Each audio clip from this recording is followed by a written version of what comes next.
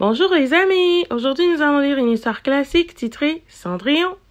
Il était une fois un gentil homme qui épousa en seconde noces une femme, la plus hautaine et la plus fière qu'on eût jamais vue. Elle avait 2 filles de son humeur et qui lui ressemblaient en toutes choses. Le mari avait de son côté une jeune fille, mais d'une douceur et d'une bonté sans exemple. Elle tenait cela de sa mère, qui était la meilleure personne du monde. Les noces ne furent pas plus tôt faites que la belle-mère fit éclater sa mauvaise humeur. Elle ne put souffrir les bonnes qualités de cette jeune enfant qui rendait ses filles encore plus haïssables. Elle la chargea des plus viles occupations de la maison. C'était elle qui nettoyait la vaisselle et les montées, qui frottait la chambre de madame et celle des mademoiselles, ses filles. Elle couchait tout au haut de la maison dans un grenier sur une méchante paillasse, pendant que ses sœurs étaient dans des chambres parquetées où elles avaient des lits des plus à la mode et des miroirs où elles se voyaient depuis les pieds jusqu'à la tête. La pauvre Rifle souffrait tout avec patience et n'osait s'en plaindre à son père qui l'aurait grondé parce que sa femme le gouvernait entièrement. Lorsqu'elle avait fait son ouvrage, elle s'allait mettre au coin de la cheminée et s'asseoir dans les cendres, ce qui faisait qu'on l'appelait communément dans le logis Cul-Cendron.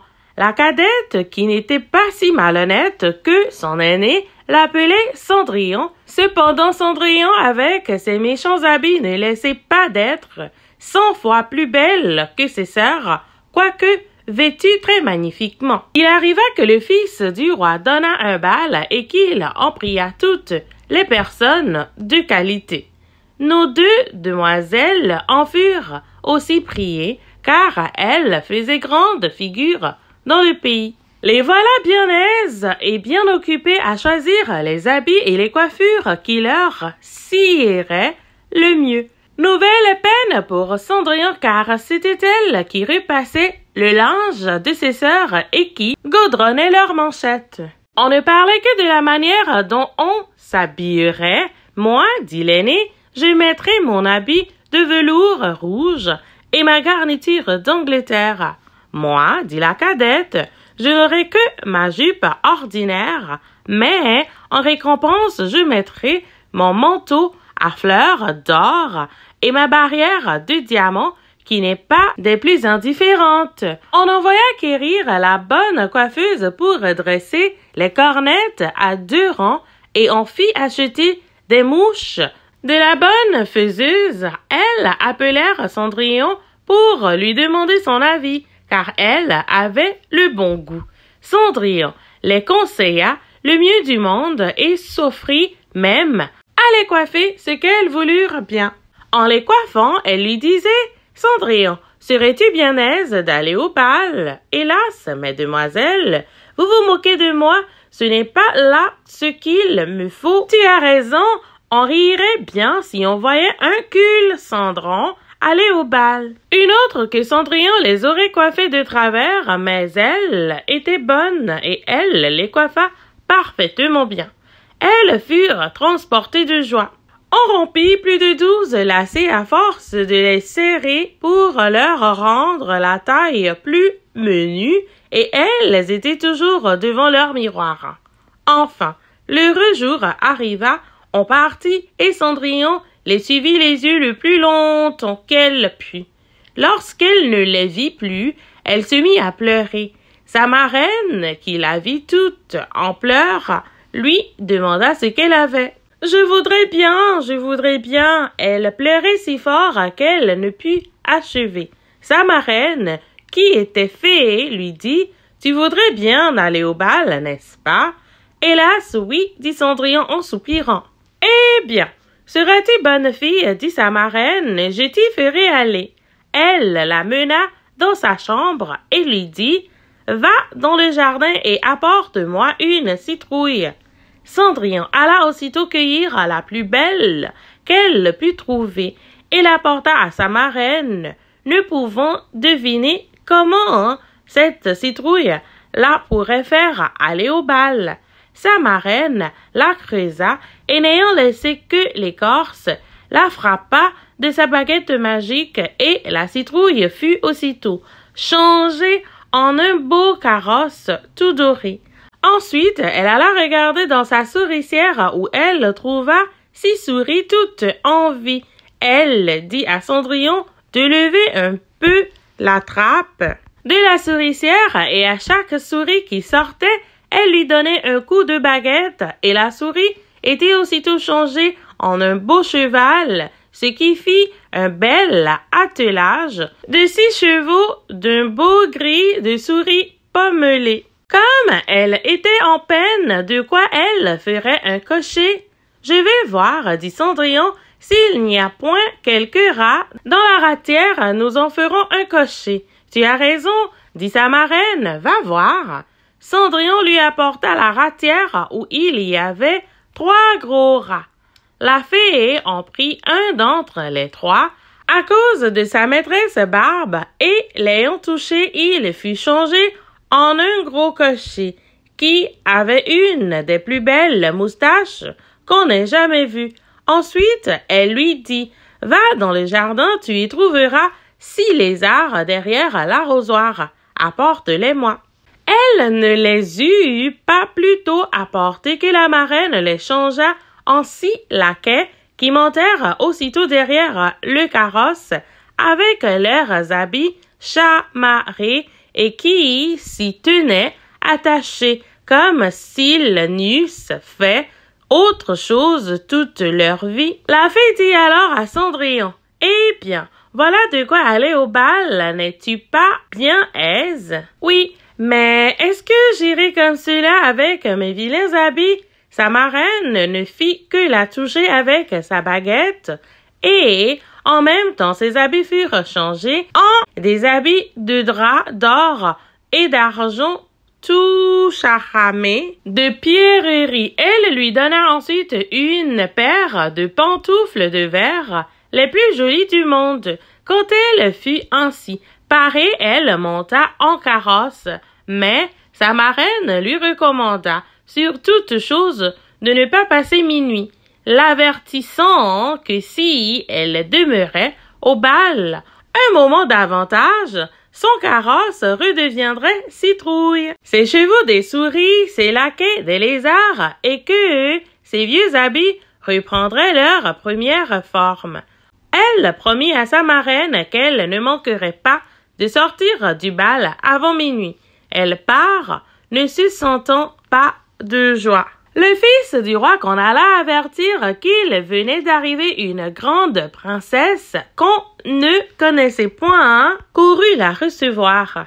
Il lui donna la main à la descente du carrosse et la mena dans la salle où était la compagnie. Il se fit alors un grand silence, on cessa de danser et les violons ne jouèrent plus, tant on était attentif à contempler les grandes beautés de cette inconnue. On n'entendait qu'un bruit confus. « Ah, qu'elle est belle !» Le roi même, tout vieux qu'il était, ne laissait pas de la regarder et de dire tout bas à la reine qu'il y avait longtemps qu'il n'avait vu une si belle et si aimable personne. Toutes les dames étaient attentives à considérer sa coiffure et ses habits pour en avoir dès le lendemain de semblables, pourvu qu'il se trouvât des étoffées assez belles et des ouvriers assez habiles. Le fils du roi la mit à la place la plus honorable et ensuite la prit pour la mener danser. Elle dansa avec tant de grâce qu'on l'admira encore davantage. On apporta une fort belle collation dont le jeune prince ne mangea point, tant il était occupé à la considérer. Elle alla s'asseoir auprès de ses sœurs et leur fit 1000 honnêtetés. Elle leur fit part des oranges et des citrons que le prince lui avait donné, ce qui les étonna fort car elles ne la connaissaient point. Lorsqu'elle causait ainsi, Cendrillon entendit sonner 11h03. Elle fit aussitôt une grande révérence à la compagnie et s'en alla le plus vite qu'elle put. Dès qu'elle fut arrivée, elle alla trouver sa marraine et, après l'avoir remerciée, elle lui dit qu'elle souhaiterait bien aller encore le lendemain au bal, parce que le fils du roi l'en avait prié. Comme elle était occupée à raconter à sa marraine tout ce qui s'était passé au bal, les deux sœurs heurtèrent à la porte. Cendrillon leur alla ouvrir. « Que vous êtes longtemps à revenir, leur dit-elle en bâillant et se frottant les yeux, et en s'étendant comme si elle n'eût fait que de se réveiller. Elle n'avait cependant pas eu envie de dormir depuis qu'elle s'était quittée. « Si tu étais venue au bal, lui dit une de ses sœurs, tu ne t'y seras pas ennuyée. Il y est venu la plus belle princesse, la plus belle qu'on puisse jamais voir. Elle nous a fait 1000 civilités. Elle nous a donné des oranges et des citrons. » Cendrillon ne se sentait pas de joie. Elle leur demanda le nom de cette princesse. Mais elles lui répondirent qu'on ne la connaissait pas, que le fils du roi en était fort en peine et qu'il donnerait toutes choses au monde pour savoir qui elle était. Cendrillon sourit et leur dit: « Elle était donc bien belle, mon Dieu, que vous êtes heureuse, ne pourrais-je point la voir? Mademoiselle Javotte, prêtez-moi votre habit jaune que vous mettez tous les jours. »« Vraiment, dit mademoiselle Javotte, je suis de cet avis. Prêtez votre habit à un vilancule cendron comme cela. Il faudrait que je fusse bien folle. » Cendrillon s'attendait bien à ce refus et elle en fut bien aise car elle aurait été grandement embarrassée si sa sœur eût bien voulu lui prêter son habit. Le lendemain, les deux sœurs furent au bal et Cendrillon aussi, mais encore plus parée que la première fois. Le fils du roi fut toujours auprès d'elle et ne cessait de lui conter des douceurs. La jeune demoiselle ne s'ennuyait point et oublia ce que sa marraine lui avait recommandé, de sorte qu'elle entendit sonner le premier coup de minuit lorsqu'elle ne croyait pas qu'il fût encore 11h. Elle se leva et s'enfuit. Aussi légèrement qu'aurait fait une biche, le prince la suivit, mais il ne put l'attraper. Elle laissa tomber une de ses pantoufles de verre que le prince ramassa bien soigneusement. Cendrillon arriva chez elle bien essoufflée, sans carrosse, sans laquais et avec ses méchants habits, rien ne lui étant resté de toute sa magnificence qu'une de ses petites pantoufles, la pareille de celle qu'elle avait laissée tomber. On demanda aux gardes de la porte du palais s'ils n'avaient point vu sortir une princesse. Ils dirent qu'ils n'avaient vu sortir personne qu'une jeune fille fort mal vêtue et qui avait plus l'air d'une paysanne que d'une demoiselle.